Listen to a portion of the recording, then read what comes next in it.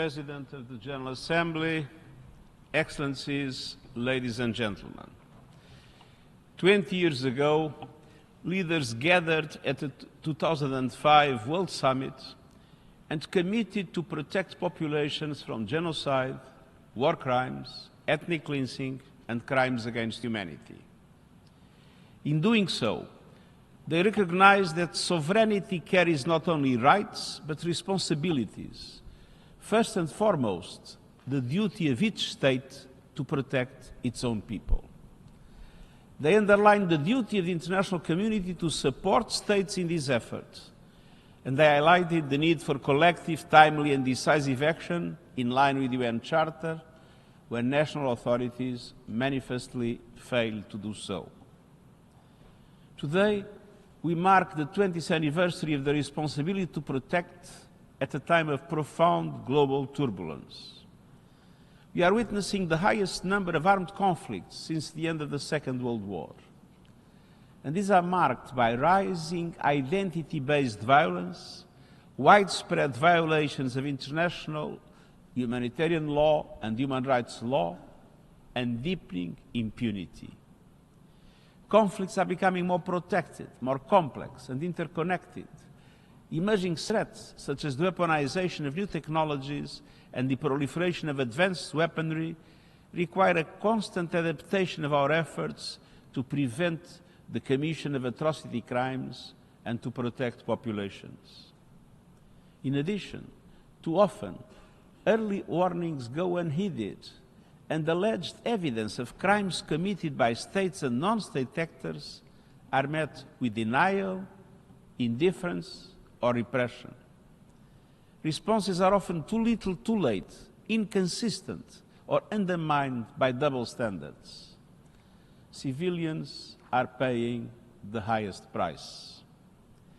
Credibility as the guardian of peace and security, development and human rights requires consistency with the UN Charter.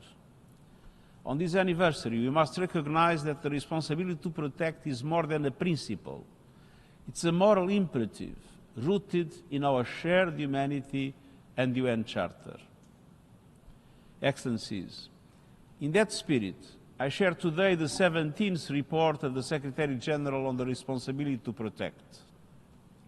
It reflects 2 decades of efforts, calls for revitalized action, and includes insights from a survey conducted in preparation for this report. We found that the principle holds strong support among member states. Communities affected by violence see it as offering a ray of hope. But they also call for effective implementation at all levels.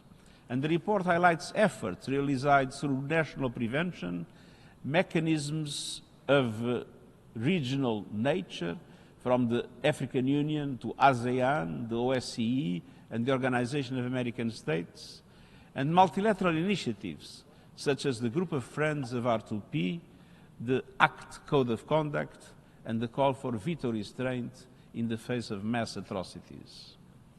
It shows that early diplomacy, early warning, and institutional innovation to prevent and respond to atrocity crimes can be effective. It also underscores the need to mainstream atrocity prevention across the United Nations system, from humanitarian action to peacekeeping to human rights. And it calls for integrating early warning, supporting national prevention mechanisms, and embedding atrocity prevention in the broader agendas of sustaining peace, human rights, and the 2030 Agenda. Excellency, no society is immune to the risk of atrocity crimes. Prevention must begin at home, with leadership that protects rights, embraces diversity, and upholds the rule of law. And it must be supported globally through multilateral cooperation, principled diplomacy, and early and decisive action to effectively protect populations. 20 years on, the responsibility to protect remains both an urgent need, a moral imperative, and an unfulfilled promise. Let us keep that promise. Let us deepen our commitment, let us strengthen our cooperation, and ensure that atrocity prevention and protecting populations becomes a permanent and universal practice. Let us forge ahead with resolve, unity, and the courage to act. I thank you.